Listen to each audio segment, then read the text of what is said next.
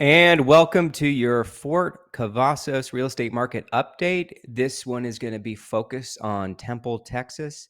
And once again, we're recording this in the month of May, but it is going to be about April data. Okay.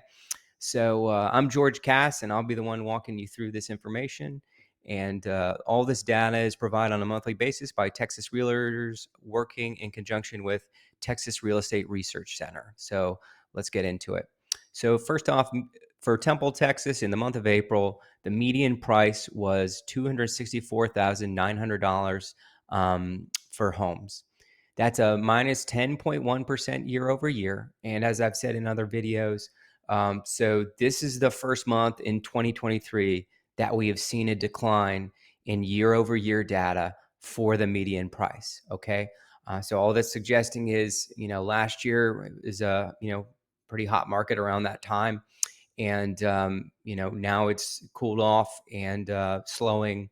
And what that's likely caused by is the higher interest rates that we saw for the 30-year fixed rate mortgage being at 6.3 to 6.5%. So that puts downward pressure on buyers and ultimately less demand in the market. And so that's what we can likely attribute that to. Okay.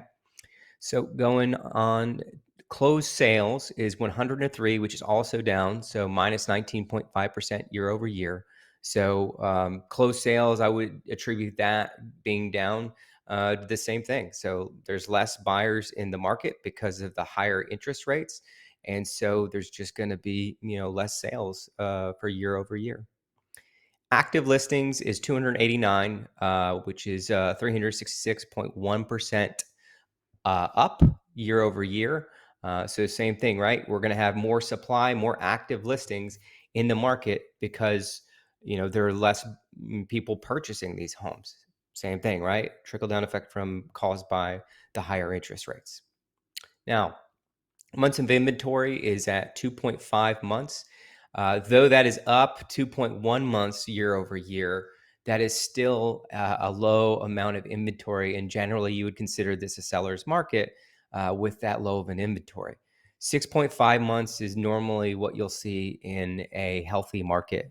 But when you look at the data for Temple, as well as a lot of the areas in the Bell County, and you go back to 2015, generally speaking, it doesn't get up to 6 months. The most normally you'll see is like 4 to 5 months, but hovering around 2.5 months, most of the data is what I've seen for this area. Okay, so that's not uncommon.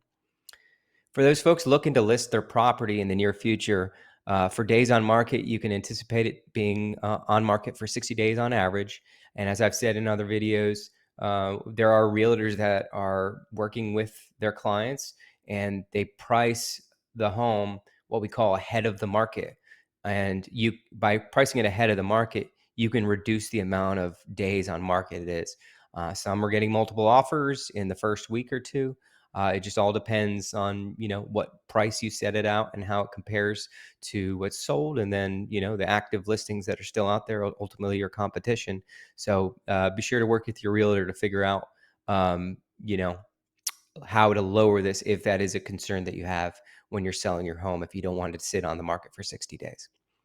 Going into days to close, so 32 days, and that gives us a total of 92 days overall from when you go under contract, from when you list the property and then ultimately close on the property. Okay. I hope this analysis gives you some sort of value, and if it does, please be sure to like and subscribe to the channel. And then what I'd also like to see is if you could put in the comments below any questions, comments, or opposing views, and we can have a dialogue about what's going on in our market. And I think that would be good for us all.